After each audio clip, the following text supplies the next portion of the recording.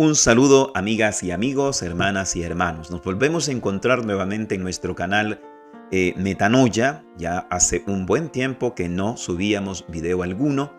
Hoy de nuevo volvemos a subir una reflexión de este domingo número 23 del tiempo ordinario. Recuerdo que hace meses ya les decía que no siempre vamos a poder subir. Hay otras tareas que pues tienen una prioridad, tareas pastorales en el lugar donde me encuentro, que a veces pues me urgen en el tiempo. Pero siempre que podamos vamos a tratar de pues subir esta reflexión o algunos otros contenidos. Estamos pensando en subir algún contenido de índole también formativa o catequética y que nos venga a ayudar pues siempre a nuestra formación y a nuestra espiritualidad cristiana y católica. Vamos ahora en este momento a tratar de reflexionar brevemente algunas claves de índole espiritual que nos puedan ayudar para nuestra lucha cristiana en torno al texto del Evangelio de este domingo número 23 del tiempo ordinario, tomado de Marcos en el capítulo número 7, versículos que van del 31 al 37. En el marco también de la celebración del nacimiento de nuestra Santísima Madre. Celebramos la Natividad el 8 de septiembre de la Santísima Virgen María. No es que en esta fecha exacta nació María, sino que litúrgicamente le celebramos pues el acontecimiento, el hecho histórico del nacimiento de nuestra Santísima Madre. Eso es lo que celebra la Iglesia. Aunque pues hoy por caer domingo, o bien se ha celebrado de modo precedente o posterior esta celebración litúrgica, pero nosotros pues la recordamos o al menos la mencionamos en este día. Pero nos centraremos principalmente en el texto, como he dicho, del Evangelio de este domingo número 23.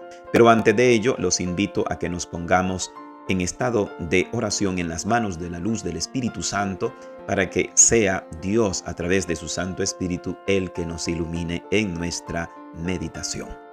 Decimos entonces todos juntos, en el nombre del Padre, del Hijo y del Espíritu Santo. Amén.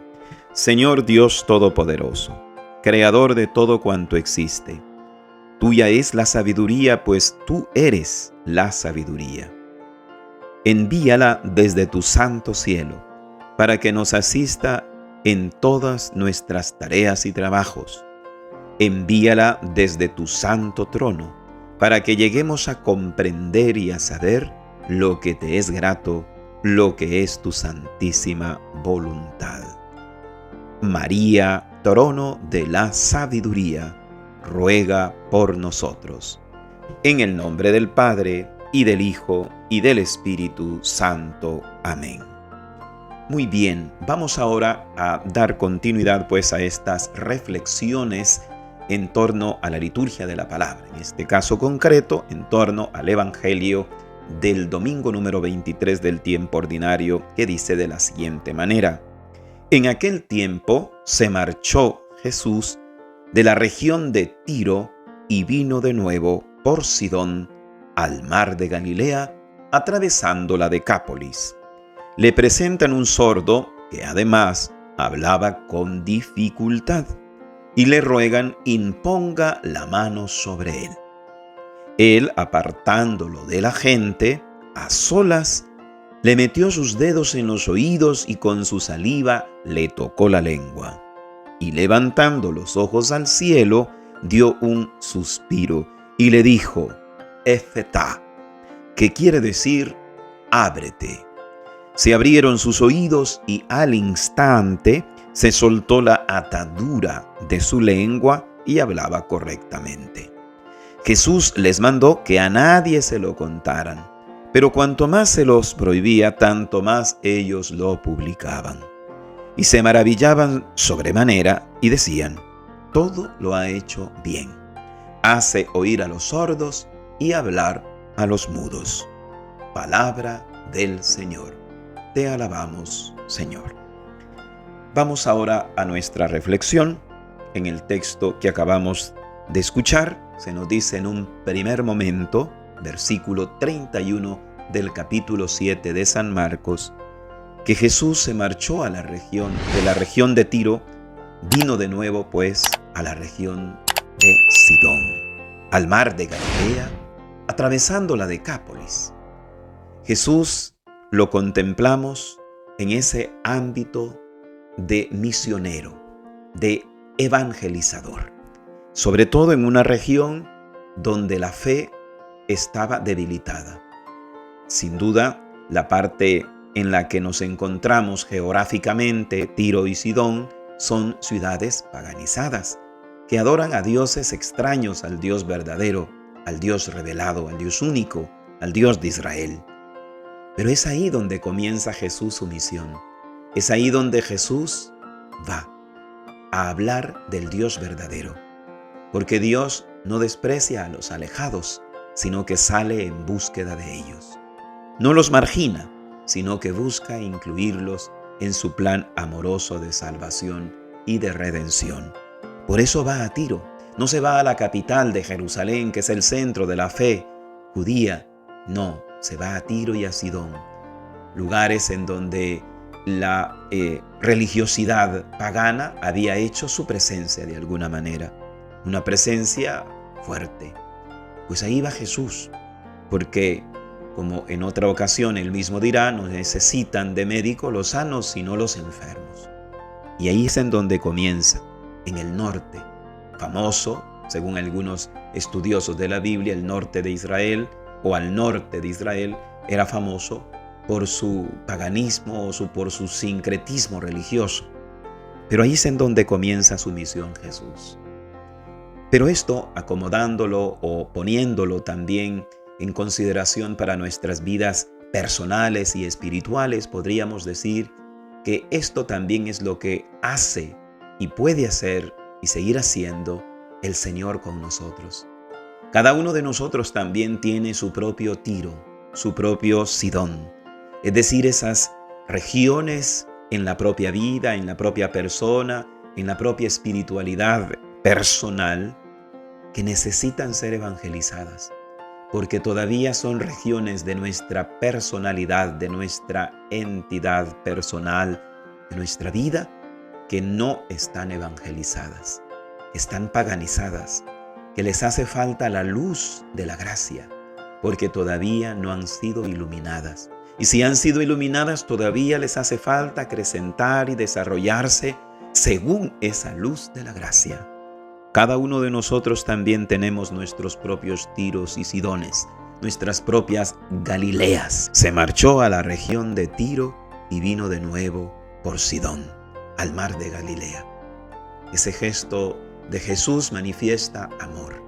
Ese gesto de Jesús manifiesta cercanía, manifiesta empatía, porque sabe que necesita a esas personas de su palabra, de su luz, de su misericordia.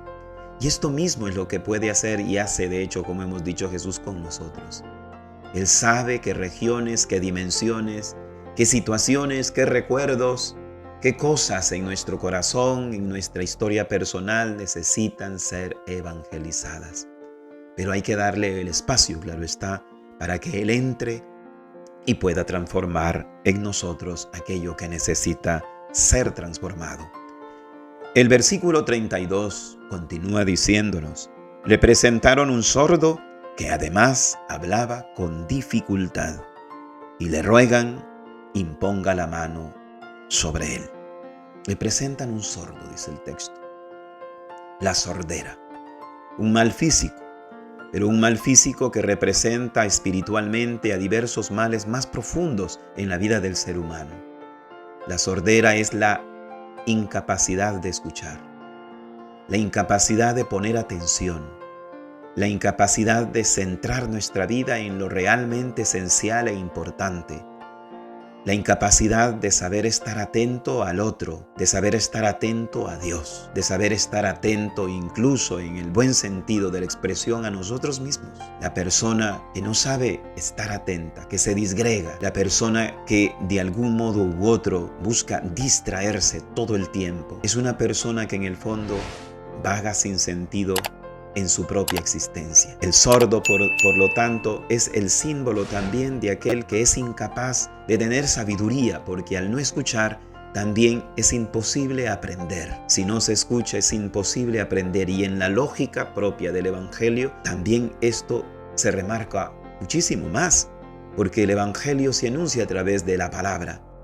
El sordo es aquel que no está abierto a esa palabra, que no sabe escucharla, y como no sabe escucharla, no la comprende, la rechaza, le parece absurda, le parece una verdadera torpeza. Pero hoy podríamos de alguna manera preguntarnos, ¿qué tipo de sorderas son las que yo tengo? ¿A qué es que yo soy sordo? ¿Y a qué sí pongo atención? Porque esta sordera, como hemos dicho, es de índole espiritual. Es una sordera que es una especie de negación de la propia voluntad, del propio corazón, a lo realmente bueno, a lo verdadero, a lo que procede de Dios, a lo que realmente nos hace bien y hace bien al prójimo. ¿Cuál es la sordera? ¿Me hago sordo quizás a los demás?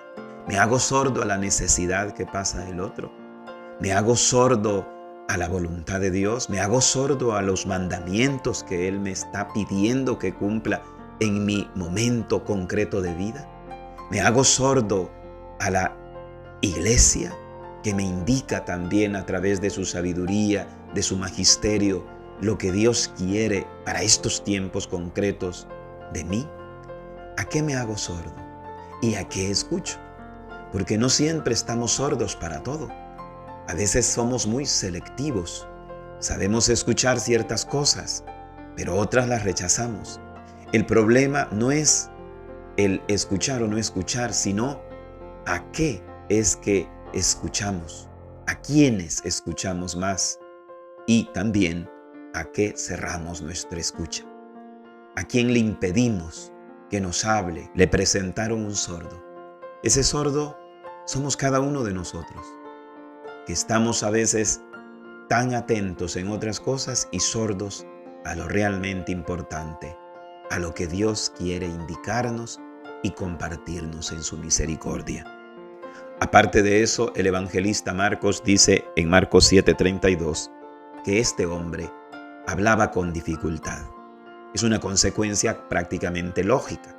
Al no poder escuchar bien, los sordos por lo general tienen un habla muy dificultosa. Pero en el sentido espiritual, el hablar aquí significa el saber testimoniar. Aquel que no es capaz de escuchar el mensaje de Dios en su vida, aquel que no es capaz de captar la sabiduría que procede de Dios, la sabiduría del Espíritu, también se vuelve incapaz de testimoniar, de hablar con sus palabras y también con su vida, de que Dios realmente existe en él, existe en ella. Por eso es que a veces nuestras actitudes son muy contrarias a lo que decimos creer, a lo que decimos también celebrar en nuestra fe cristiana, porque permanecemos muchas veces sordos y sordas a la voluntad de Dios para nuestras vidas concretas, porque queremos hacer lo que nosotros pensamos y consideramos que es lo sabio y lo correcto. Pero esto es porque no hemos escuchado la voz de Dios. Hemos escuchado nuestra propia voz, o la voz del mundo, o la voz de lo que piensa la mayoría, pero no la voz de Dios. Y por eso somos incapaces de hablar. Tenemos dificultad para hablar. He dicho, el hablar aquí hay que entenderlo como testimoniar. El hablar, tanto en las obras como también en las palabras, en las actitudes. El hablar es sinónimo de testimoniar. Aquí también podríamos preguntarnos, ¿y yo en qué es que tengo dificultades de hablar? ¿En qué tengo dificultades de testimoniar mi fe? ¿Dónde es que me cuesta más trabajo testimoniar, hablar de Dios con mis palabras, con mis obras, con mis actitudes, con mi manera de ser? ¿En qué lugares, en qué ambientes, con qué personas tengo más dificultad para hablar, es decir, para testimoniar que Dios vive en mí? Hoy hay que preguntarnos eso, cada uno de nosotros. A nosotros nos puede pasar también como este hombre, como dice Marcos 7:32, que tenía dificultad para hablar. Pero hay un gesto precioso de estas personas que han sido empáticas probablemente con este pobre hombre que no sabe escuchar ni tampoco hablar, y lo llevan donde Jesús. y le ruegan, no solo lo llevan, sino que le ruegan. Actitud netamente orante, netamente confiada en Jesucristo. Le ruegan, dice el texto, que imponga la mano sobre él.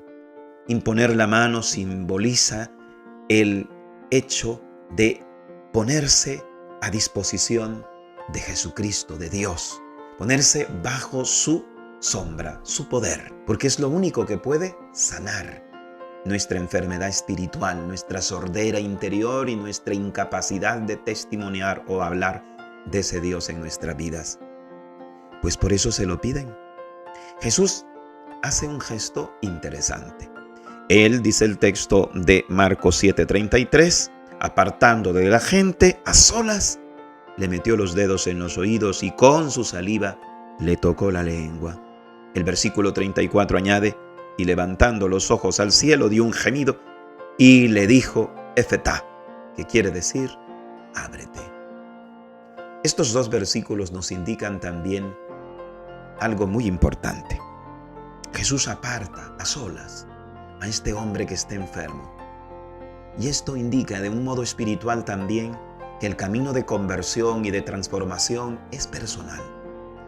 Soy yo el que tengo que buscar. Claro, en medio de la comunidad tengo que dejarme ayudar por los demás, por mis amistades, por mi familia, por los que tengo en mi entorno, por los hermanos de la comunidad. Esto es cierto. Pero las decisiones para la conversión personal es así, personal, es individual. Nadie va a convertirse por mí, soy yo. Los demás pueden ayudarme, los demás pueden alentarme, los demás pueden corregirme, pero el que al final se va a corregir, se va a animar, se va a alentar, es mi propio ser. Sí, yo lo decido. Por eso es tan importante entender que la conversión, como se dice, siempre será personal. Aunque, y esto hay que tenerlo siempre presente, se da en el entorno de una comunidad. Pero en último término, la decisión siempre es personal. Él, apartándolo de la gente, a solas, le sanó, podríamos decir. Por eso necesitamos esa intimidad con Cristo, a través de la oración, a través del estudio de su palabra, de su doctrina, que la iglesia también nos la expande a través de sus enseñanzas a lo largo de la historia. Por eso es necesario, pues, profundizar, pedirle al Señor ese don de conocerle cada día más y buscar conocerle para poder ahondar en la hermosura de su verdad, de su ser, para llegar a tener esa intimidad que tuvo con sus discípulos, que ha tenido con tantos y tantas a lo largo de la historia de la iglesia, que son los santos y santas. La necesidad que tenemos de estar a solas con Jesús, de estar a solas con Él, de pedirle a Él, de conocer de Él, de ver las cosas desde Él. Pero añade también el texto, que Jesús, levantando los ojos al cielo, símbolo de su conexión con Dios Padre, dio un gemido, un suspiro, y le dijo a aquel hombre, a sus oídos que estaban cerrados, Efetá, que significa ábrete, ábrete, ten apertura. Es lo que en el fondo le quiere decir el Señor a aquel sordo. Nosotros también necesitamos tener la apertura del corazón para poder amar de mejor manera, la apertura de nuestra mente para poder entender de mejor manera la verdad. A veces se habla de tener apertura de mente, pero la apertura de mente a veces no se entiende para abrirnos de mejor manera y con mayor docilidad a la verdad que procede de Dios, sino que la apertura de mente, tener mente abierta, dicen algunos, significa darle rienda suelta a cualquier idea, por descabellada que sea, incluso si es falsa. Y si es contraria a nuestro ser y al ser de la humanidad, si se opone incluso a los valores del Evangelio, no importa, lo importante es tener mente abierta. Y esto se traslada para todos los ambientes, el ambiente de las relaciones interpersonales, matrimoniales, de las relaciones sexuales, de la ética, de la moral, etc. Pero una mente tan abierta en ese sentido, que se abre totalmente a todo, es en el fondo una mente cerrada. Una mente egoísta, una mente enclaustrada en su propia soberbia y en su propio pecado. La verdadera mente abierta El verdadero corazón abierto, la verdadera apertura de ser, la verdadera efetá espiritual se da cuando nos abrimos al amor de Dios y a su verdad, a la verdad que procede de Él, porque es lo que en realidad nos hace bien, porque es en realidad lo que nos desarrolla como hombres, como mujeres, como jóvenes, como niños, como adultos, como profesionales, como vocacionados en una determinada vocación. Es eso lo que realmente es apertura en el buen sentido de la expresión, ¿por qué no decirlo? En el auténtico sentido de la expresión. No esa otra apertura del corazón que ama cualquier cosa. No esa apertura del corazón que entiende que la mente tiene que abrirse a cualquier idea y aceptarla como verdad. No, sino la apertura al amor auténtico y a la verdad auténtica. Esa es la apertura verdadera que nos sana, que nos libera de nuestra sordera espiritual, de nuestra sordera cristiana y también de nuestras cegueras. Hoy le pedimos al Señor entonces que nos ayude a ser sanados. Siempre necesitamos ser sanados por el Cristo sanador, pero no una sanación solamente física. A veces pareciera que nos interesa más sanarnos de nuestros cuerpos, y eso es importante, no lo vamos a negar, pero más necesario es sanar nuestro espíritu, que sigue siempre y seguirá estando mientras vive en este mundo enfermo, necesitado de la sanación de Cristo, de la sanación de Dios. Hoy le pedimos al Señor que nos dé su sanación para que nuestro espíritu siga en su proceso de conversión y de transformación. Que Dios nos ayude a todos en este caminar. Que Dios les bendiga, y si Dios lo permite, nos volveremos a ver muy pronto. Bendiciones para cada una, para cada uno.